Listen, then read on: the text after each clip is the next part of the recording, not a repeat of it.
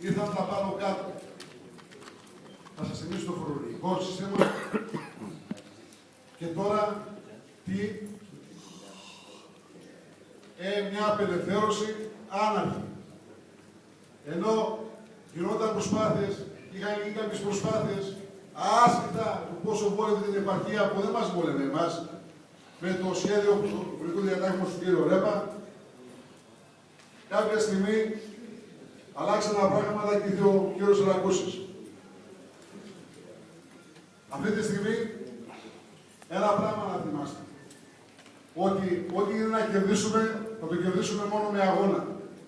Δεν είναι τυχαίο που το προεδρικό διάταγμα τώρα πήγε να γίνει νόμος και τουλάχιστον μέσα εκεί να μπορέσουν από όλες τις παρατάξεις και από όλα τα κόμματα να μας στηρίξουν τον κλάδο αυτό.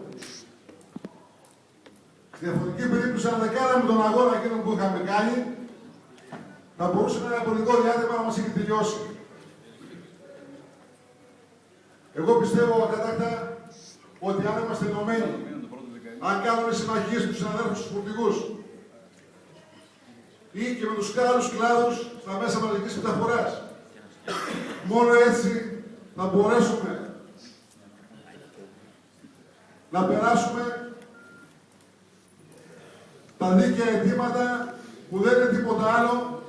Τι ζητάμε τη θέση εργασίας αυτή που την πληρώσαμε, την αγοράσαμε να την έχουμε και να μπορούμε αύριο την άλλη να την μεταβάσουμε στο παιδί μας ή ακόμη αυτό που έχουμε πει και βρίσκουμε τουλάχιστον κατανόηση από αυτούς που έχουμε μιλήσει στους βουλευτές, ότι υπάρχει μια κοινωνική αξία να περνάμε την εφορία, να πληρώνουμε και να είμαστε σαν και φοροφυγάδες. Είναι απλά τα πράγματα. Μας λένε μέσα στο νομοσχέδιο ότι ΑΕ είναι η ΕΠΕ. Γιατί?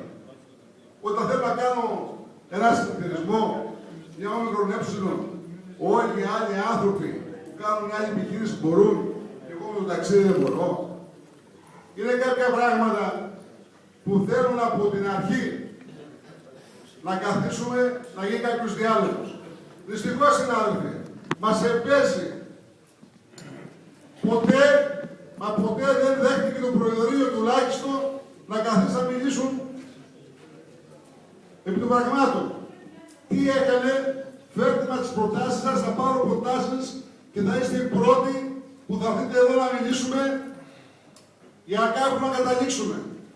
Αντί να γίνει αυτό, πήγε στο ΚΤΕ και εμείς το μάθαμε από τα μέσα μαζικής ενημέρωσης.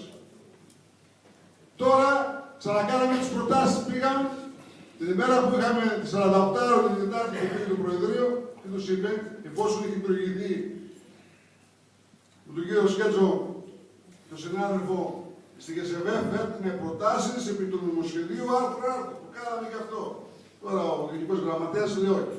Φέρνει προτάσεις, στους 5 άξονες που θέλετε να συζητήσουμε.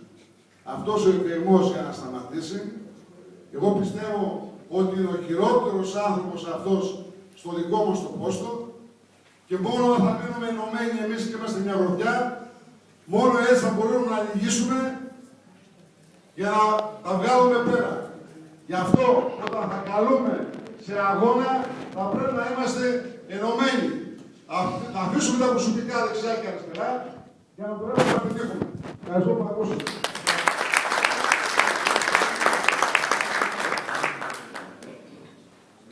Ευχαριστούμε τον κύριο Καλιακούδα. Συνάδελφοι, επειδή είναι αρκετές οι ώρες που είμαστε εδώ και επειδή θα συνεχιστούν οι εκδοτήσεις και των υπολείπων